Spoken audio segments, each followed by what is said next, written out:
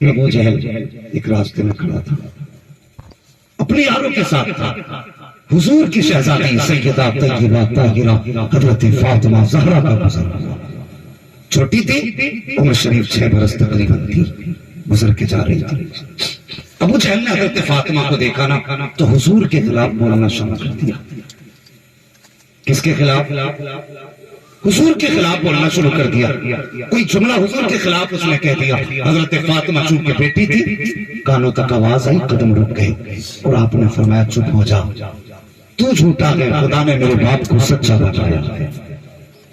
اگر کسی جگہ پر عام طور پر ہمارے لوگوں میں حضور کا تو بیٹا بھی شان والا، بیٹی بھی شان والا، ہاں ان کی برابری کوئی نہیں کر سکتا، لیکن جہاں تک تیرا میرا مسئلہ ہے، اگر بیٹا ہو باپ کی برائی ہو تو سن کے گزر جایا کرتا ہے کہ یار چل کوئی بات نہیں، اپنے منہ سے کہہ رہا ہے، کچھ ٹوک کے جھگڑا کیوں بڑھایا جائے، یہ سوچ کے گزر جاتا ہے۔ لیکن جب بیٹیاں سنتی ہیں نا تو گزرا نہیں کرتی ہیں، بلکہ ٹھہر کے جواب دیا کرتی ہیں۔ حضرت فاطمہ زہرا نے سنا، کہتی آپ نے فرمایا تو جھوٹا ہے، خدا نے میرے باپ کو سچا بنایا ہے۔ اتنا کہا نا ابو جہل آگے بڑھا، اس نے حضرت فاطمہ زہرا کو تماچا لگایا۔ اللہ اکبر، جیسی حضرت سیدہ فاطمہ کے تماچا لگا خاتون جنت کے، آپ روتی ہوئی کاشان نبوت پہ آئی ہے۔ میرے حضور گھر کے اندر جلوہ گر تھے۔ اللہ اکبر، سننا بڑا پیارے، باپ اگر بیٹی کو غم میں دیکھتا ہے تب بھی رو دیا کرتا ہے، بہت زیادہ خوش دیکھتا ہے تب بھی رو دیا کرتا ہے۔ باپ بیٹی کا رشتہ بڑا عجیب ہوا کرتا ہے۔ یہی وجہ ہے کہ اگر بیٹیوں کو سسرال میں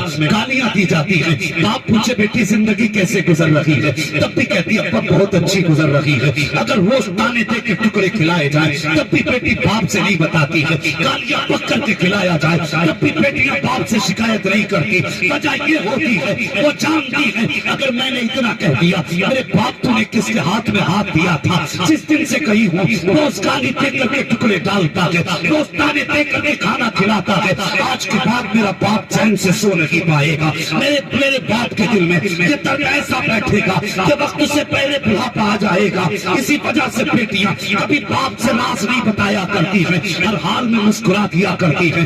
ایک نبی کی بیٹی ہے، حضرت فاطمہ نے اندر قدم رکھا، میرے حضور نے بیٹی کو دیکھا، چشمانے نبوت برسنے لگی، فرمایا فاطمہ خیر تو ہے، بیٹی بتا تو صحیح، بچپن سے آج تک کئی دن کا فاقہ ہوا لیکن آنکھ میں آنسو نہیں آئے، اے بیٹی لاکھوں میں کانٹے پڑے لیکن تیری آنکھ میں آنسو نہیں آئے، دشمنوں نے تجھے تانے دیے لیکن کبھی آنکھ میں آنسو نہیں آئے، میری شہزادی بتا تو صحیح آج میری فاطمہ کی آنکھ میں آنسو کیسے آ گیا۔ میرے حضور نے اتنا کہا، بیٹی ہچکی بھر کے روئی، باپ کے سینے سے سینہ سے کٹانے لگایا، کہنے لگی ابا جان ابھی راہ سے گزر رہی تھی کہ وہ جو آپ کا دشمن ہے آپ کا برا کہہ رہا تھا، میں نے اس کو جواب دیا، اس نے مجھے تماچا لگایا ہے۔ اور حضور کا کلمہ پڑھنے والوں پوچھو ان علماء کرام سے، میرے حضور پہ پتھر برسائے گئے لیکن حضور کو چلان نہیں آیا، کانٹے بچھائے گئے راہوں میں لیکن چلان نہیں آیا، حضور کے سخت کانٹوں پتھروں سے آئے لیکن حضور کو چلان نہیں آیا، حضور کو مکے سے نکالا گیا لیکن چلان نہیں آیا، حضور پہ راستے روکے گئے لیکن چلان نہیں آیا،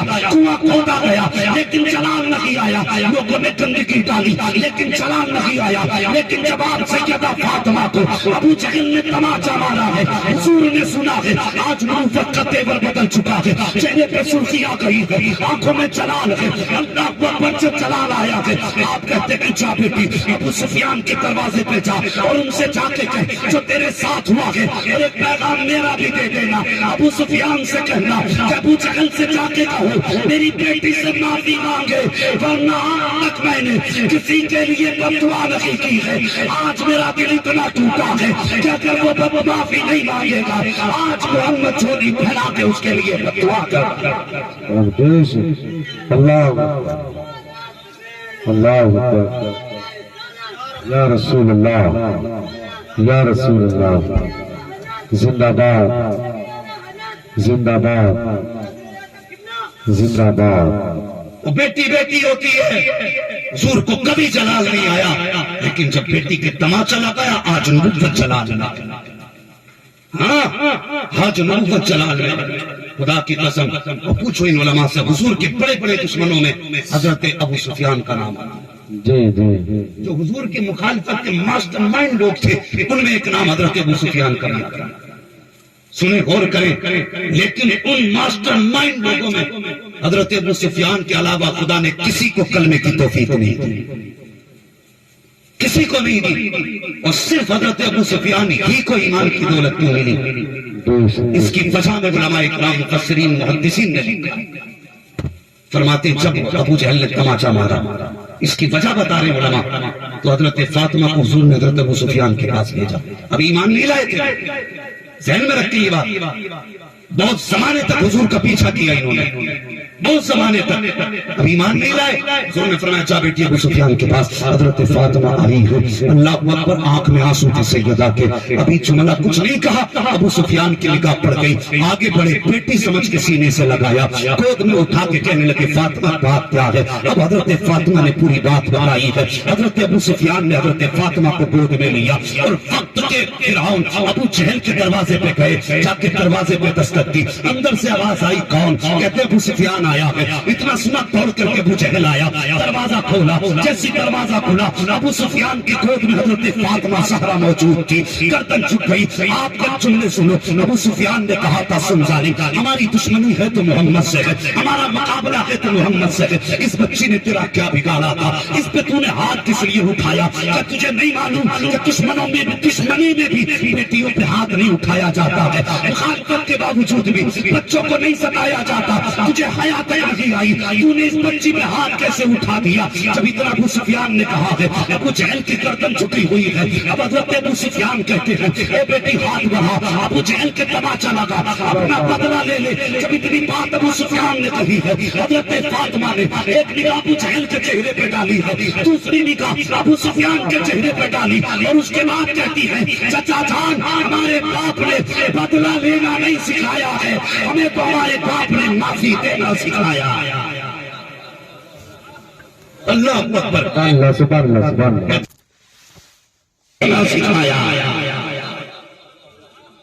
اللہ اکبر، اللہ سبحان اللہ سبحان اللہ، کہتے ہمارے باپ نے بدلہ لینا نہیں سکھایا، ہمیں تو معاف کرنا سکھایا۔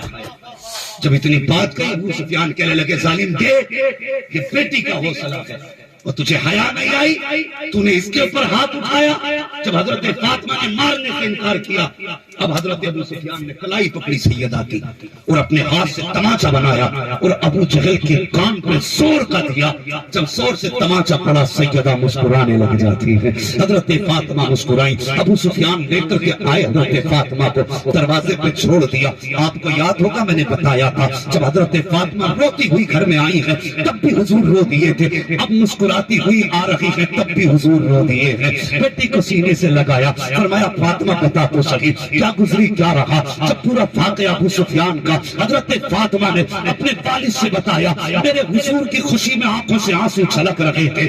ابا جان میں نے تو معاف کر دیا تھا لیکن ابو سفیان نے معاف نہیں کیا تھا، انہوں نے میرا ہاتھ پکڑ کے اس کے منہ پہ تماچا لگایا۔ اتنا سننا تھا نبوت کی جھولی پھیل جاتی ہے، حضور نے ہاتھ اٹھا دیے، یا اللہ ابو سفیان نے میری بیٹی کو خوشی لوٹائی ہے، میرے والد ابو سفیان کو اس وقت تک موت نہ دینا جب تک اس کو محمد کی جھولی میں جگہ نہ مل جائے۔ اللہ سبحان اللہ، نعرہ تکبیر، نعرہ رسالت، نعرہ غوثیت، مسلک اعلی حضرت، فیضان اعلی حضرت، جشن دستار بندی حضرت علامہ مفتی احمد رضا صاحب قبلہ۔